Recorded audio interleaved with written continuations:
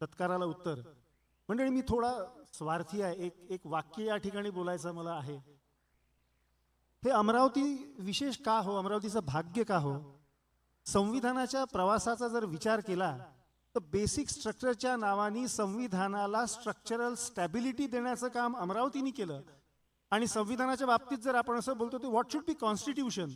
Constitution should be such that it should have its roots in the past and branches in the future.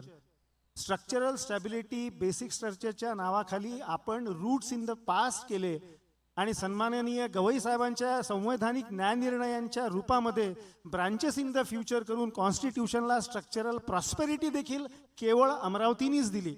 आणि ही किमया ज्या महान लोकोत्तर पुरुषाच्या माध्यमातून अमरावतीच्या वाट्याला आली ते म्हणजे आजचे सत्कारमूर्ती सरन्यायाधीश सन्माननीय भूषण रामकृष्ण गवई, सर्वोच्च न्यायालय नवी दिल्ली.